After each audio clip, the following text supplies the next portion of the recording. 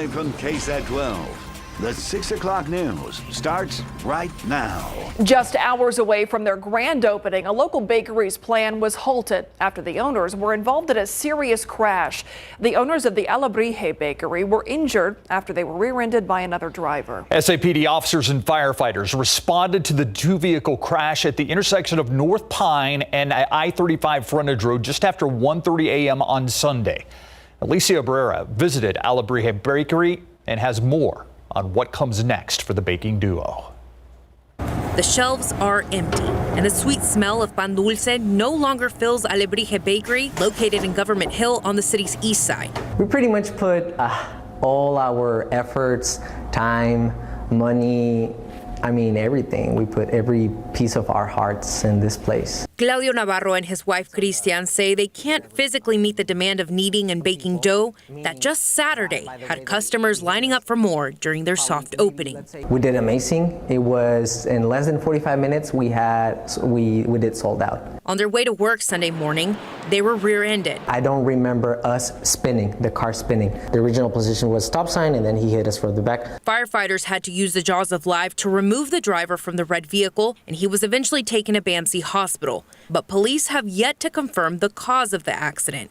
Claudio and Cristian didn't require hospitalization, but say their level of pain is affecting their livelihood. My wife is more severe.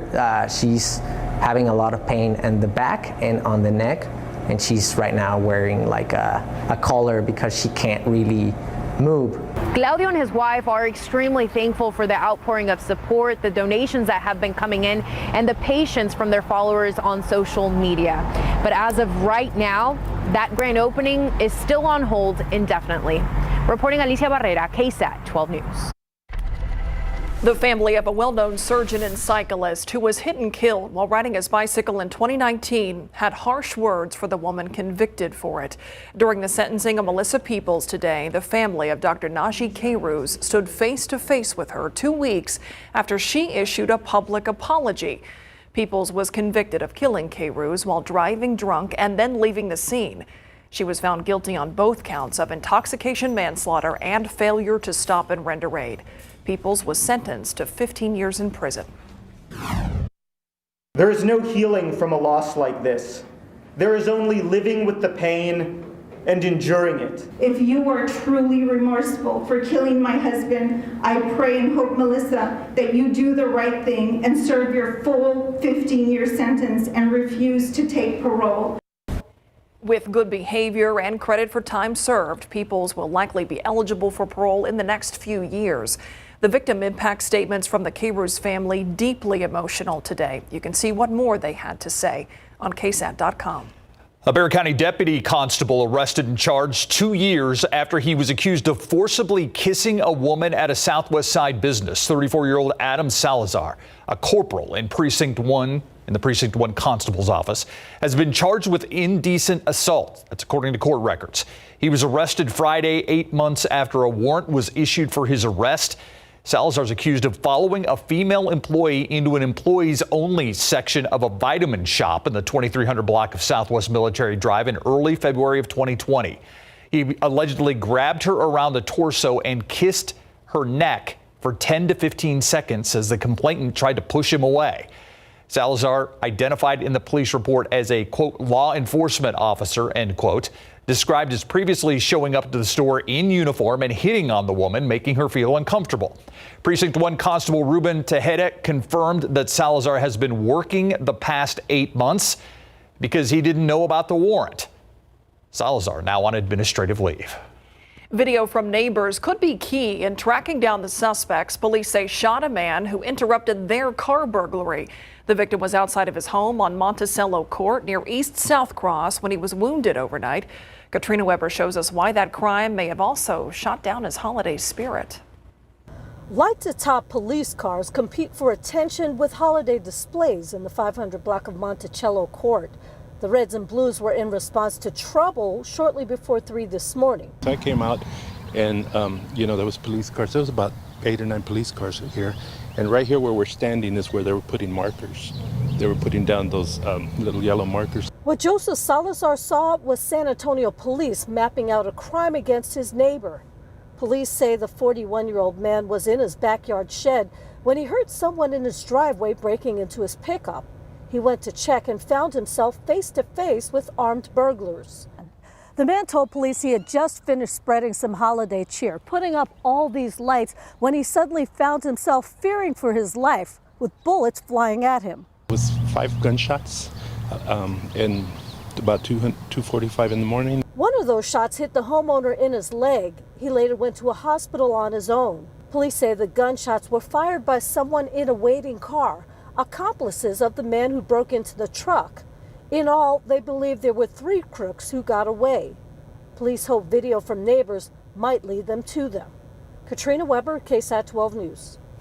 One man injured, another facing possible charges after a knife came out during a fight in a parking lot. It happened about 11:30 in the parking lot of a Shell station in the 9500 block of Wurzbach Road on the northwest side. Officers responded to the call for an injured person, found both men on the scene.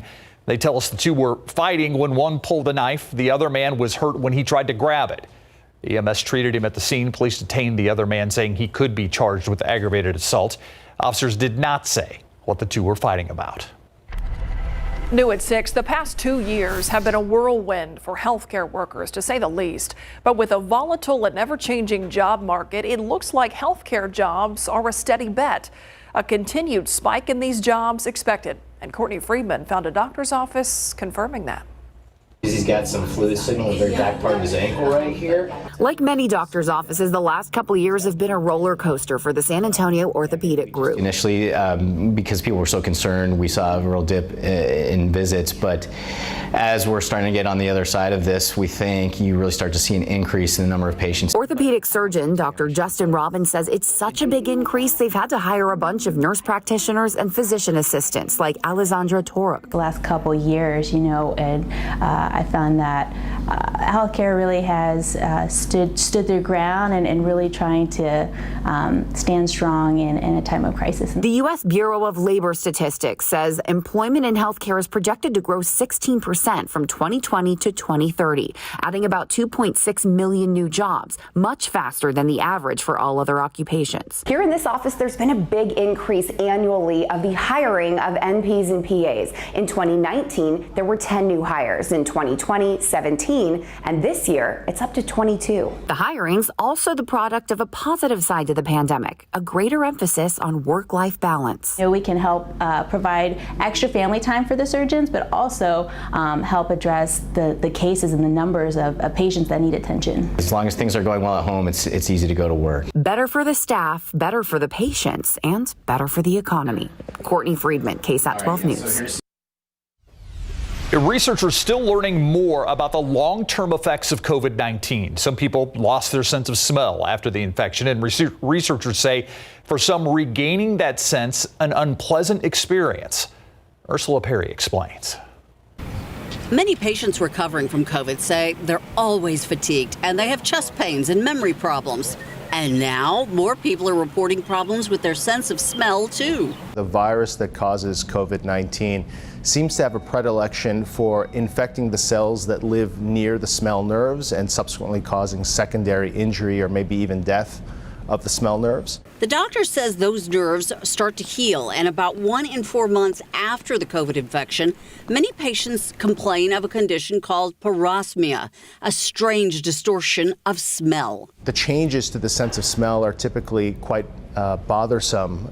They can be things like gasoline, smoke, fire, rotten food, rotten flesh. The doctor says anywhere from 15 to 50% of all patients lost their sense of smell may experience parosmia as the nerves in their noses start to regenerate. He says the best treatment for it is a type of therapy for the nose called olfactory training, which has been described as essentially practicing smelling concentrated odors to essentially stimulate your smell nerves. For most people, it takes several months to get a normal sense of smell back. And since there's no surgery or medication you could take, retraining your nose is the only way to go. Ursula Perry, KSAT 12 News. Let's take a look outside with live cam. Well, this is a pretty picture. Yeah, it is. Squeezed in some sunshine today. Finally, a pretty picture out there from our live cam. We struggled all day until this afternoon and the evening when we finally got in a little bit of sunshine. A lot of dampness out there today, but it didn't add up to anything. Just reduced visibility and the nuisance drizzle and fog. No change in the aquifer level, still about 5 feet below average for this time of year. Mold is low at 120, mountain cedar low at 70. I do anticipate the mountain cedar count to spike this weekend as a strong north wind kicks in by Saturday. Readings right now, 78 Pleasanton, 73 Gonzales, we're 72 in Hondo, and some 60s in the hill country. Kerrville now at 65, but most of us gradually dropping into the upper 60s this evening. Not a big temperature drop tonight. We do have more promising rain chances to talk about along with our next cold front, which will have a big impact on temperatures. We'll talk about how cool and more on the rain coming right up.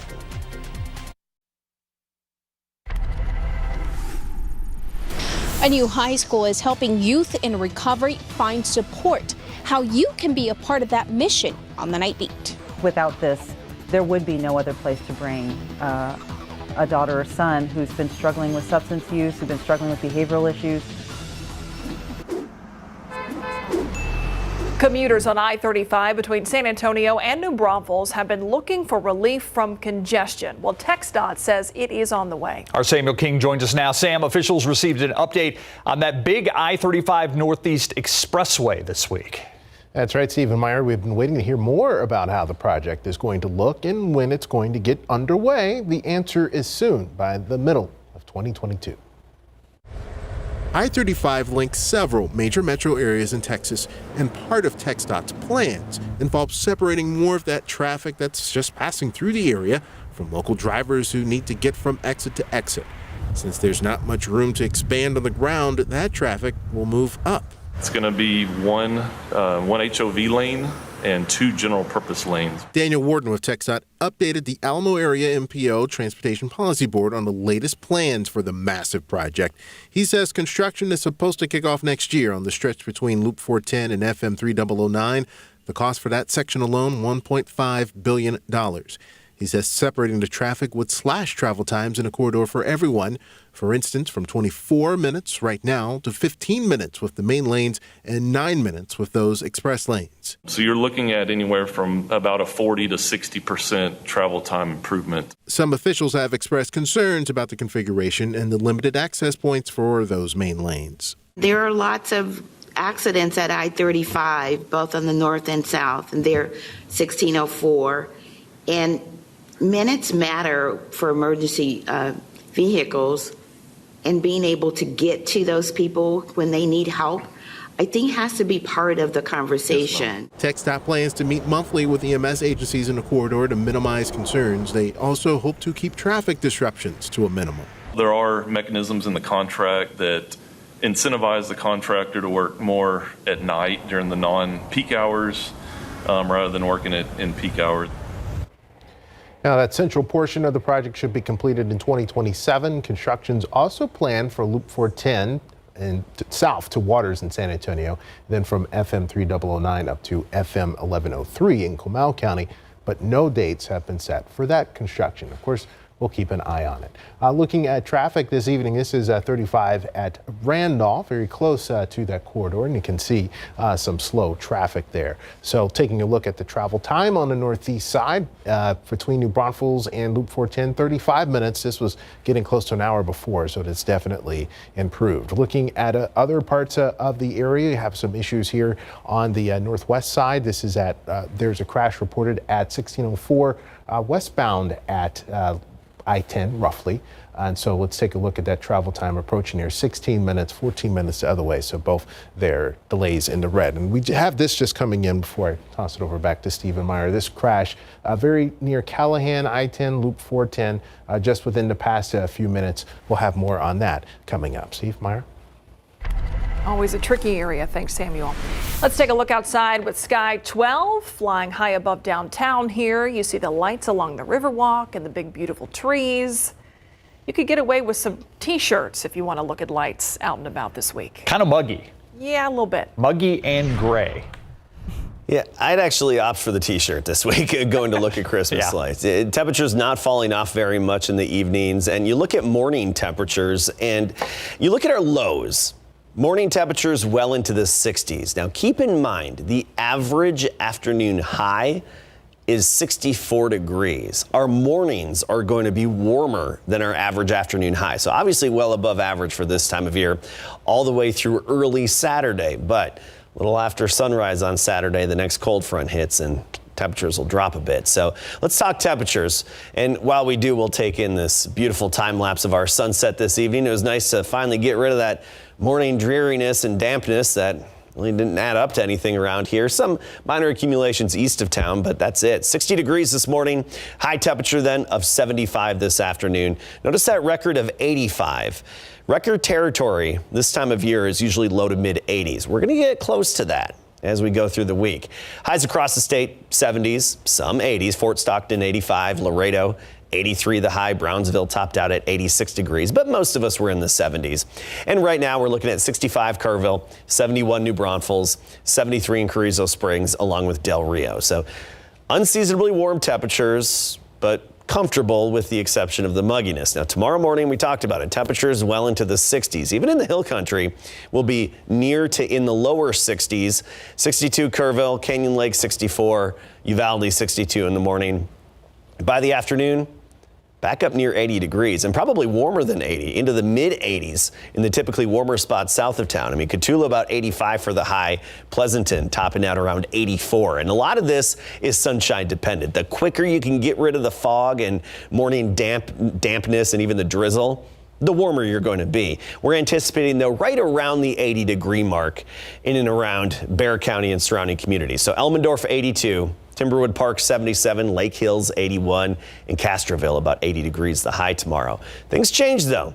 By this weekend, those afternoon temperatures fall off into the 50s. So we go from record challenging warmth here this week, especially Thursday. The record's 81. We'll be right near that. Then we drop down into the low to mid 50s for highs this weekend with that strong cold front that's coming for the first part of Saturday. Dew points are up. This high humidity this time of year is what helps lead to the morning fog, drizzle, and reduced visibility. That's going to reform overnight tonight and affect the commute tomorrow morning. Of course, with the next strong cold front, we get rid of that mugginess. So by this weekend, humidity's pushed out of town and it's not going to come back as quickly as it did with the last cold front. It's going to take its time to come back into town. I mentioned a few showers east of town. That's what we had earlier today. This is that 10% chance that we talk about. A few stray pop-up showers or sprinkles here and there with this somewhat damp pattern, but not a lot to show for it until we get into the weekend. Now, here's the activity now.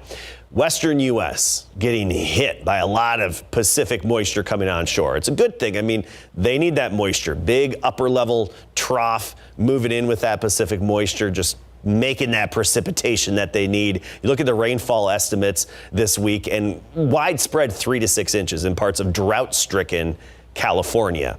I like to point that out because we've been in this same situation before with the extreme and exceptional drought. Right now, 55% of Texas is in drought. We've been going in the wrong direction, but at least rain chances are a little more promising by this weekend, particularly Saturday. We're looking at just 10% tomorrow through Friday. By Saturday, up to 60% with that cold front, some upper energy. Could have some thunderstorms and a quick half inch or so here and there. And then Sunday, we could see another round of some scattered activity. We've got that at 40%. So 60s in the morning tomorrow, near 80 by the afternoon. You'll notice a breeze out of the south at 10 to 20, so a bit breezy. Nothing like Saturday, though. We're expecting another Saturday with wind gusts around 40 miles per hour, combined with some areas of rain and the cooler temperatures in the 50s. All right. Thank you, Adam. All right. So if you're the UTSA Roadrunner football team, you have some bling and you have a particular piece of hardware to show off. Yes, something to travel with in the recruiting trips for head coach Jeff Traylor before getting ready for the bowl game. When we come back, we're calling it the Trophy Tour since National Early Signing Day is tomorrow. And the Aggies need a quarterback. Quick, coming up.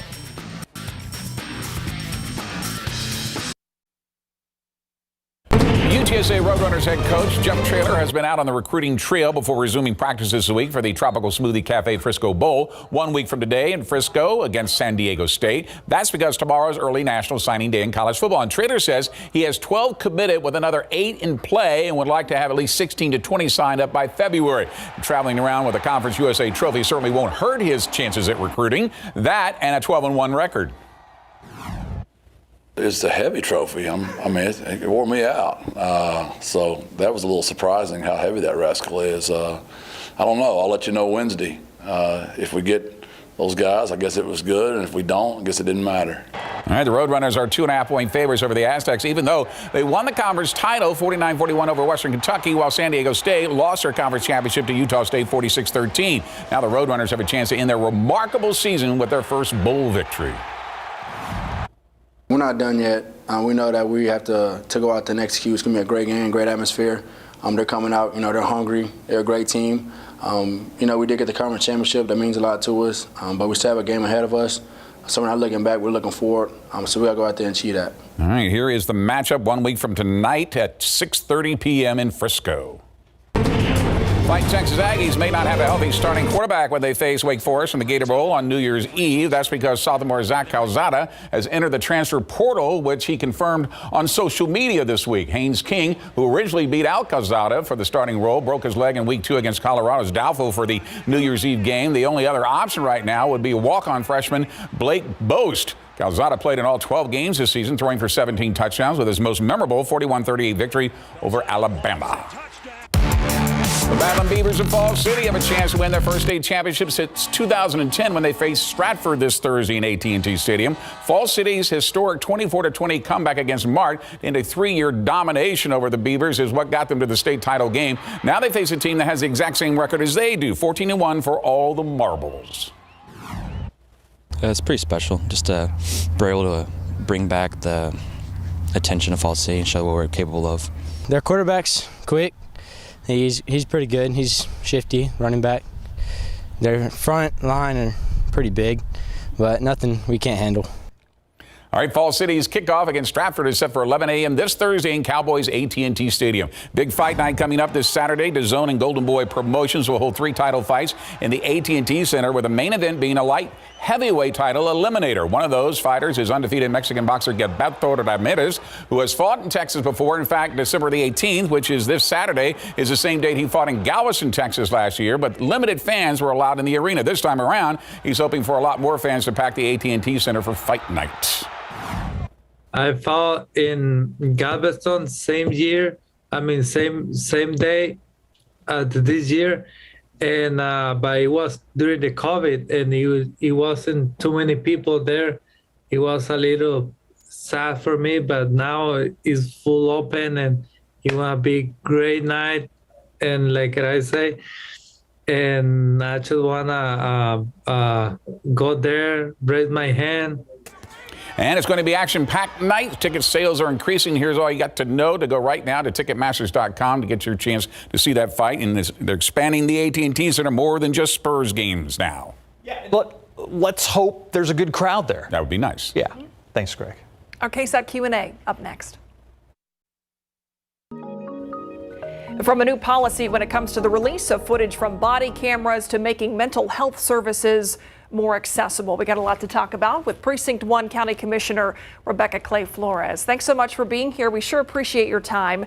Let's start with the body camera issue. We know that just recently county commissioners signed off on a 10-day release of body camera footage from the Bexar County Sheriff's Office, incidents that are deemed critical where use of force is applied. So talk about your vote for that and that 10-day time window. Hi, thanks for having me. Sure. So last week, I'm really glad the Commissioner's Court, we passed that it's really important for high profile or critical incidents cases for body cam footage to be released within 10 days. Of course, the sheriff had recommended 30 days, which is way better, so much faster than SAPD's current 60-day policy. We just felt as a court that even 30 days, it's a month that families who are mourning the loss of a loved one and really trying to get closure and figure out what's going on. The 30 days, just a month, was too long to wait. So through a lot of discussion, we voted for a 10-day policy of footage for body cams. And you fully support that idea, but you did also have a couple caveats that you wanted to put in there. You wanted to change some of the structure on how it could be done, correct? Yeah, I supported it. I voted for it, but I did make an amendment because we're going from not really having any specified time frame to all of a sudden 10 days. So I felt it was important for the sheriff's department to have staff to implement this, of course, with new technology as well.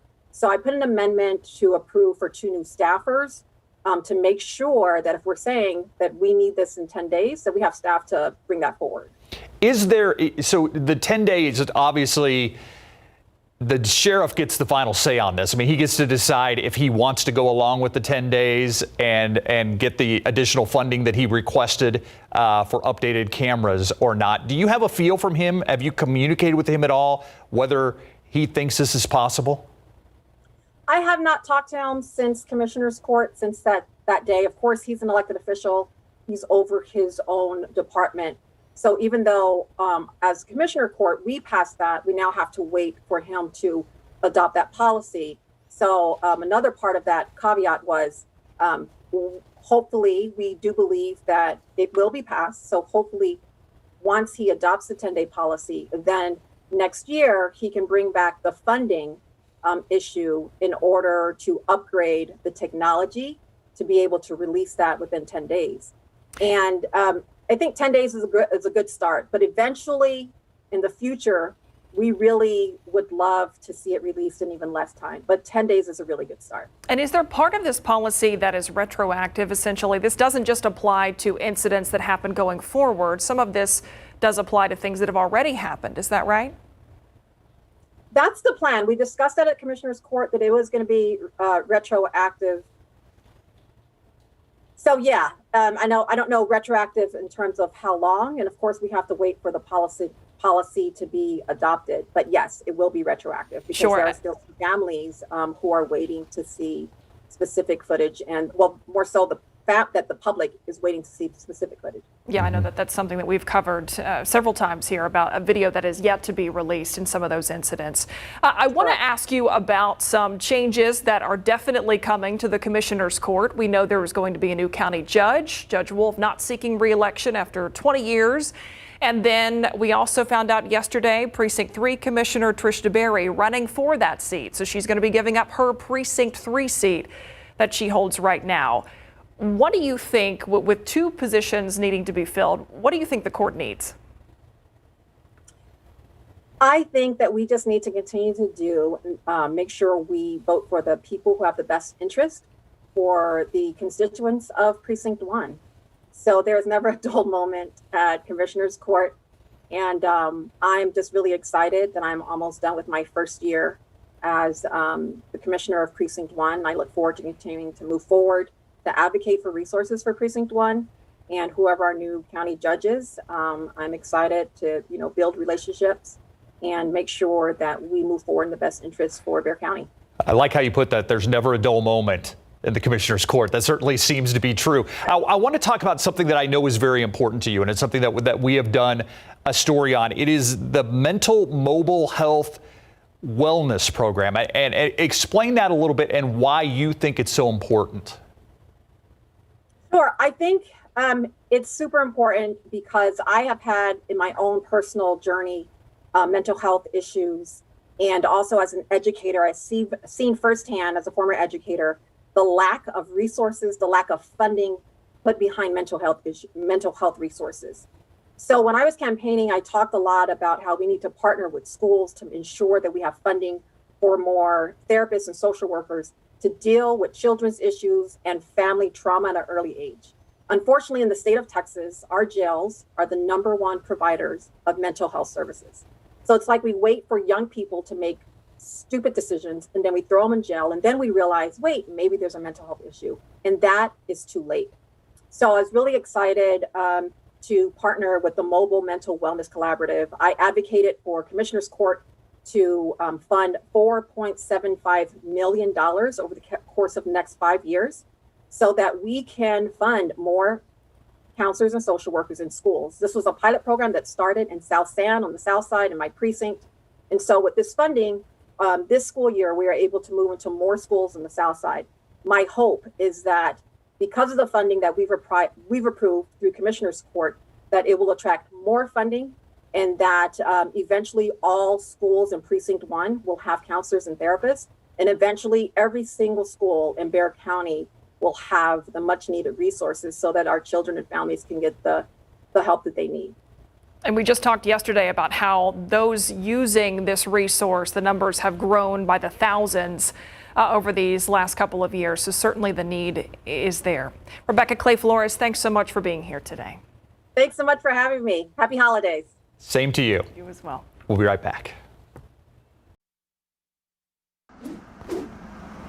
Welcome back, everybody. We have several crashes out there this evening. Very busy on the roads for this hour. This is I-10 at Loop 410. You can see emergency vehicles there still in the scene. I-10 westbound there at Loop 410. So that's causing some slowdowns there. We'll take another look at some things here in a moment. Travel time's looking okay. 18 minutes, though, heading westbound from downtown to 1604. And you see sort of that back up there right at Loop 410. This is the overall look at the area. Also have a crash reported here on the southwest side, so that's causing some slowdowns there on Loop 410 at I-35, so keep an eye on that. Again, we have this crash here. I'm going to take a quick look here. This is one also reported on the east side near Loop 410 and I-35 as well. This is 35 at Randolph, so you can see what's going on here. And then there is one more there it is. And this is a 410 at Cherry Ridge. You can see that street blocked there. Can't quite make out I don't know if that's some sort of fire or some sort of light there, but you can see that frontage road is blocked off there. So a lot going on the roads this evening. If you have to head out, maybe wait maybe 15, 20, 30 minutes. A lot going on this evening, guys. We'll keep an eye on it here till the end of the newscast. Thanks, Samuel. All right, it is muggy, it is warm, it is mid-December. So what's going on with that, Adam? Yeah, I had a daughter get back from college today. As we leave the airport to drive downtown, she's like, where's the sun? Yeah, well, that's probably with all this moisture this time of year. We get that low fog, drizzle, and the lower sun angle, too. Takes it longer to lift and burn off that fog. If this was middle of summertime, we'd be sunny by 9-10 a.m., but that's not the case. Sun has to work a little bit harder with that lower sun angle. 70 degrees right now. Temperatures just falling a few more degrees through midnight, and you're really not going to notice much of a temperature drop tonight. Humidity is going to remain high. That's going to lead to more fog, drizzle, and dampness. We'll talk about the real rain chances and our temperature drop coming up.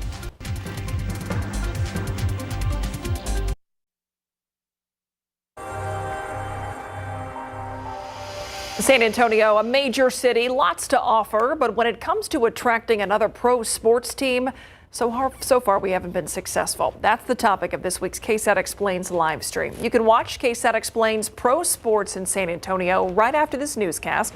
We'll be taking a look back at our storied sports history and discussing how well positioned we are to attract another team in the future. Stream that live on KSAT.com, the KSAT TV app, and on the KSAT Facebook page. All right, let's check in with Adam Caskey right now, and we're talking about just how much gray we're going to see this week.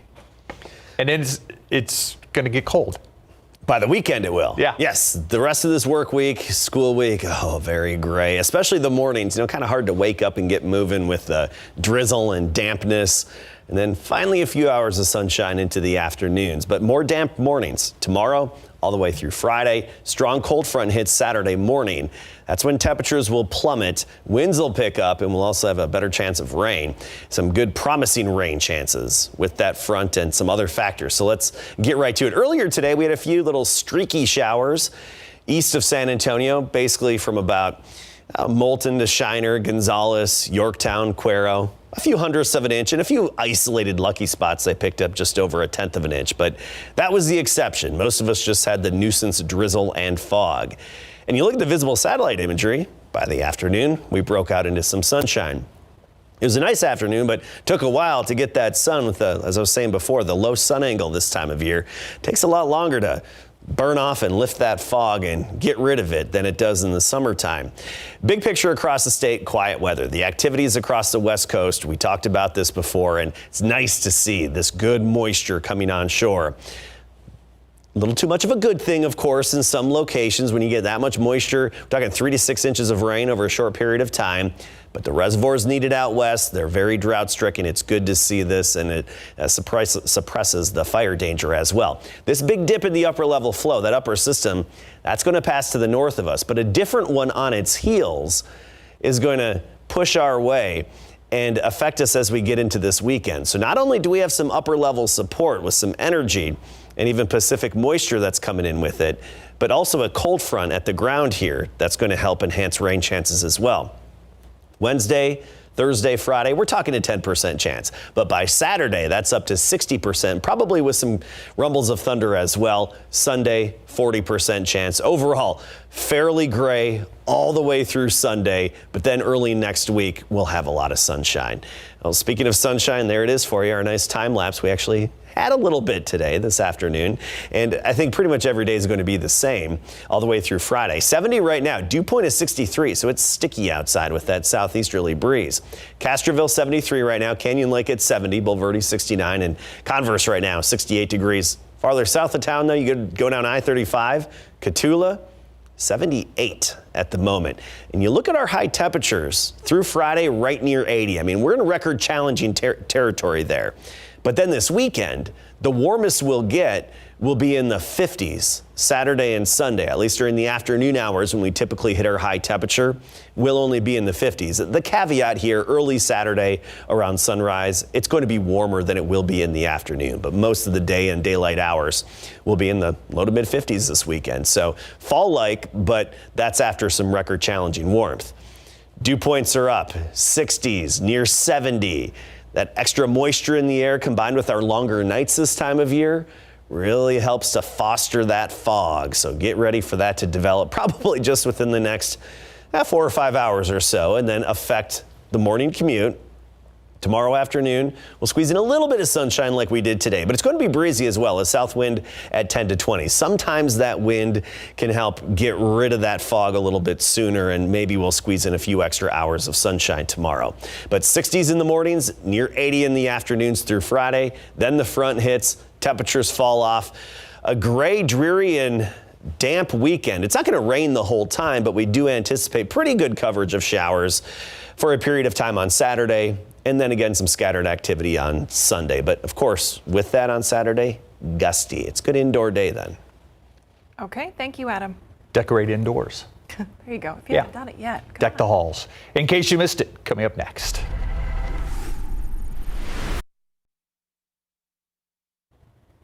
Here's today's ICYMI.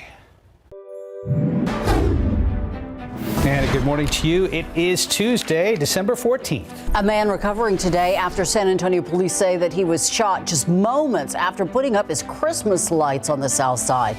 Police say that the homeowner was putting up his ladder when he heard someone breaking into his truck. He was shot in the leg by the alleged suspects. Police say 3 suspects took off in a red car, and they're looking at nearby surveillance videos for clues. Stories of survival amid the devastation in this small town of Mayfield. Charles Cook's home was wiped away. He, his pregnant wife, and 4 children, all under the age of 10, were picked up by tornado force winds and thrown into a field more than 100 yards away. More than 40,000 of these stockings are going to be shipped to service members deployed to combat zones, as well as veteran patients in VA hospitals across the country. Each of them have different items inside, including snacks and a special message from Soldiers Angels. Organizers say it's a great way to give back and show appreciation to our troops. Keldon Johnson did yesterday during his day off. The Spurs forward and Olympic gold medalist teamed with Academy Sports and Outdoors to donate $10,000 for a surprise shopping spree for local families.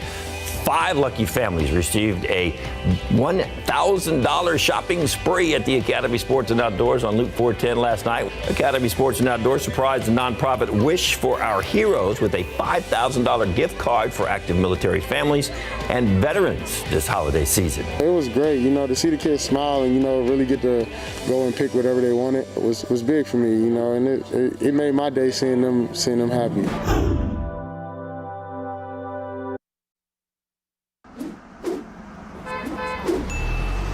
Still watching a busy evening on the roads. This is I-10 West at Loop 410.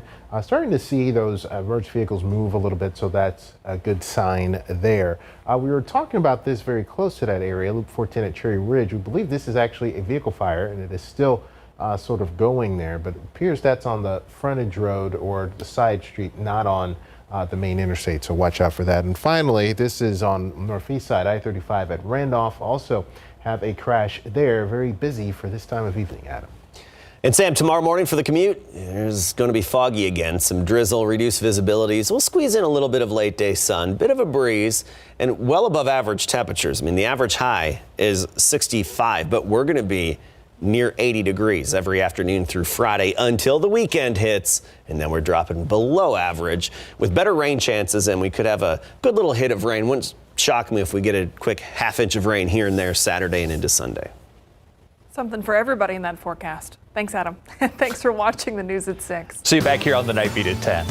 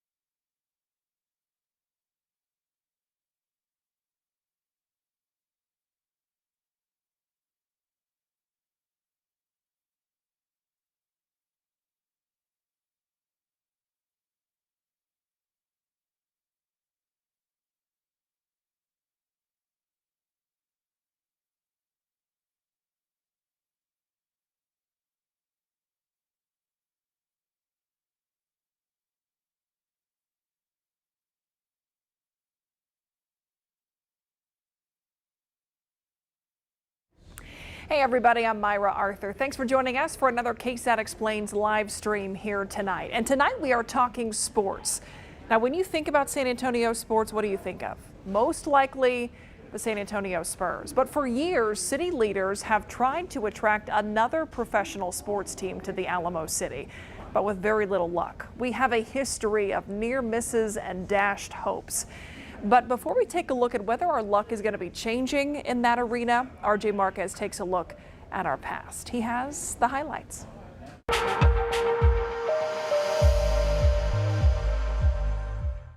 We are a major league city.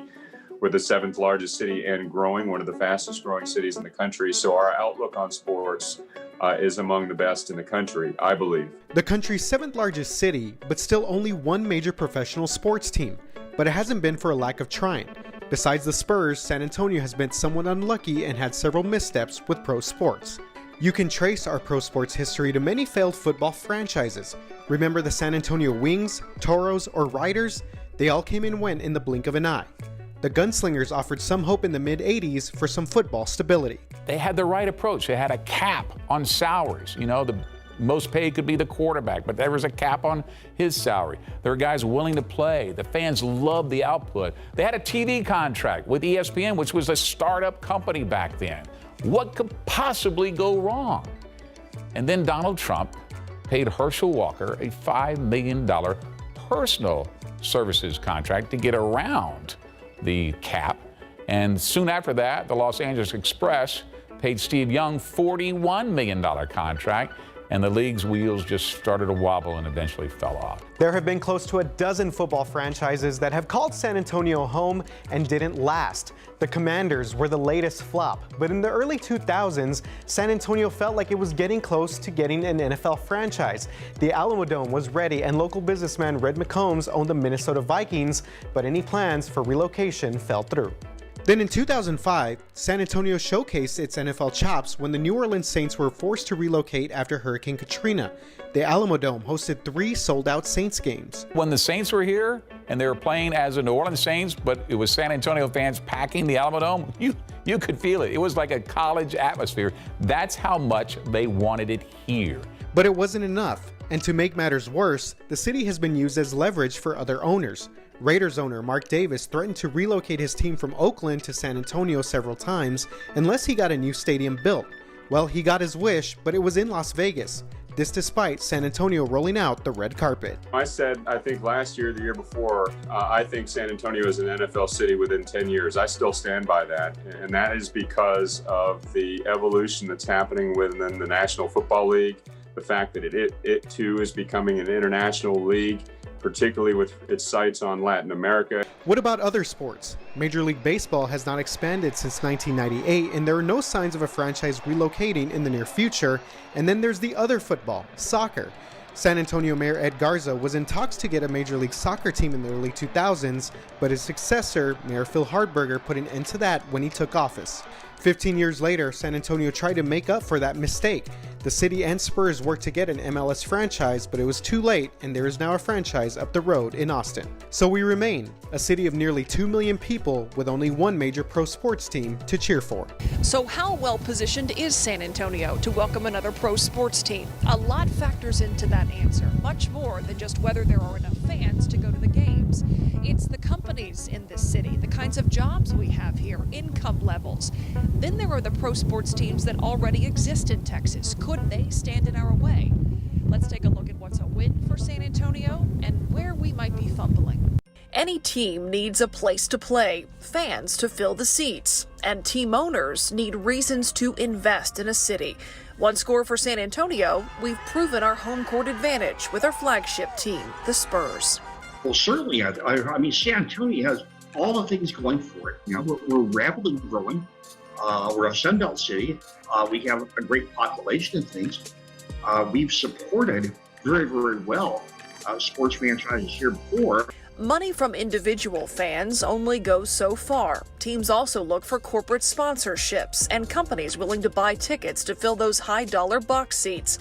An argument against San Antonio welcoming another pro sports team is a lack of those corporations. The city's biggest companies, like USAA, Valero, HEB, can't sponsor it all.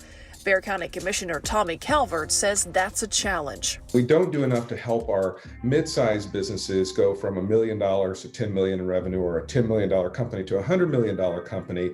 Those are the folks who buy the corporate box seats, and that's really the gravy, is those big sponsorship boxes, luxury boxes, and other tickets packages that you can sell as a professional sports team. Part of building up those businesses, Calvert says, is creating a workforce that can sustain them. We have 25% of our adult population that reads at a 5th grade level. To be honest with you, countries like Costa Rica and Central America have a higher adult literacy than we do. We can't just focus our efforts just on the youth. We have to do something about where adults are in their literacy level and bring it up and have them make higher wages after getting them reading and into job training programs. Then there are amenities, that place for teams to not only play, but something for fans to enjoy. Restaurants around a stadium, places to hang out before and after a game. The Wolf Stadium is a fine little minor league park, but a new stadium needs to be built. And that's kind of a chicken versus the egg thing. Do you want to build a major league stadium with the hope that you'll get a major league team, or do you want to try to get a major league team here first and then build the stadium once you have the team? You're seeing a significant pushback in the use of public resources for the building of stadiums, for instance, and that's something that is on the minds of a lot of league owners. And so what I would say about that is that one of the reasons why I'm very optimistic about the pro sports future for San Antonio is that we are doing it the right way. We are investing in the people of San Antonio and access to economic mobility. As our economy changes, so does the size of San Antonio. The fan base for the Spurs, for example, has become more regional, stretching into Austin. So perhaps we could see interest in another pro sports team in San Antonio coming from outside San Antonio. The San Antonio Spurs get so many fans coming from Austin and throughout the region. They just developed recently a really cool VIP section where a helicopter could be flown and land near the AT&T Arena, just to get all those high-priced fans from Austin who want to come down and watch us play. So, yeah, if we get the right team here, I think you'd see a tremendous draw for people from Austin who wanted to see us play, and also from the surrounding region. Texas already has a long list of pro teams: the Cowboys, the Texans, the Rangers, the Astros, plus. For example, with Major League Soccer, well, they already have a franchise in Austin. I'm not sure if it makes sense for them to have a franchise in Austin and also here in San Antonio. And then some people have said, okay, that if the San Antonio were to get a national football league team, would Houston fight for that? Would Dallas fight for that? If we're trying to get a Major League Baseball team, would the Astros want to work against us that way? A team is as good as its players, and you could argue a city as good as its people. So investing in the people of San Antonio may be the key play to welcoming another professional team. When we have a strong workforce, we begin to attract many more of the employers that become the financial base that ultimately begin to invest in the pro sports franchises. So that's beginning to happen. It's a process. It's an evolution, but that is happening in a very real way here in San Antonio, which is why I think that as a growing city, but also a city that's starting to see its economic trajectory improve significantly, we're going to see much more activity in the pro sports market, looking at San Antonio as being a place to invest. We can't forget about the major league team we already have, the Spurs. Over the past 2 decades, they have had success that other NBA cities could only dream of. Despite that, there still have been some moves by Spurs Sports and Entertainment that have raised some concerns about their future here. RJ Marquez takes a look at the future of the Silver and Black in San Antonio. 5 championships and decades of success. The Spurs are part of the fabric of San Antonio.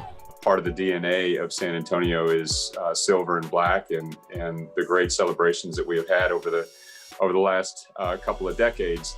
That's built into the future of our city as well. As the city's only major professional team, the Spurs have had unlimited access to local corporate sponsorships and an NBA fan base that stretches throughout the entire South Texas region. But with the ever-changing landscape of the pro sports world, there is always some doubt about the future of a pro sports franchise, even one as successful as the Spurs.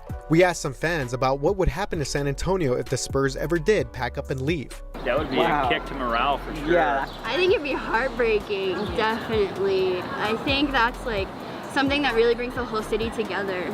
And I feel it's kind of like Fiesta, like it's just a tradition for everybody here. And so I think it'd be a big loss if they left San Antonio. There would be some outrage, I think. Who else are you gonna have to support here? Like the only other teams that are really big here are just the Roadrunners. So I think, if you were to lose that major team that, you do see on TV, it's going to be like a lack of support and unity that you'll feel from your city. It'd depend on where it went, If it went to Austin, I guess that wouldn't be the end of the world, but... Oh, I think that'd be the end of the world. So? Oh, yeah. Might be. Okay. Oh, yeah. Everyone would be like, what? Those weirdos took our team? So what's given fans reason for doubt? In 2017, Spurs Sports and Entertainment sold its WNBA franchise, the Stars, to Las Vegas. 3 years later, and almost out of nowhere, their minor league hockey team, the Rampage, also relocated to the desert. The Spurs are one of the sharpest, most well-run organizations in sports, period. And I think that you've seen some of the strategic decisions that they've made in order to bolster their brand. It's become much more of an international market for the NBA, and in fact, the Spurs are one of the reasons why. And we're also attracting regional sports followers. Mayor Nirenberg feels the Spurs are in a strong position to succeed and does not believe they need to move out of the east side or further north toward Austin to expand their reach. With no immediate plans for another major franchise in San Antonio, the Spurs will have to continue to carry the pro sports flag for the city. Having the Spurs was a major event for this city to land what was then an ABA franchise, and then it became an NBA franchise. And imagine them traveling all over the country wearing San Antonio on the front of their jersey. And in fact, because of the new Fiesta uniforms, they're putting San Antonio script back on the front of their uniforms again. Just another way to advertise this city, which is so dependent on the tourism industry. So yes, I think it's crucial we have major league teams in this city to help sell San Antonio. And you can watch the full episode on pro sports in San Antonio right now on KSAT.com/explains. That's where you can watch any episode of our show that we have done so far. And while you're there, let us know what you want us to cover. Are there questions you have about a story that you have seen us cover in news on KSAT 12, or just something you've wondered when you've been out and about noticing things around town? We want to know what's on your mind. Go to KSAT.com/explain, scroll down. You can write all that information and your questions in that prompt you see right there. Thanks for joining us for this week's KSAT Explains live stream. We'll see you right back here next week. Have a good night.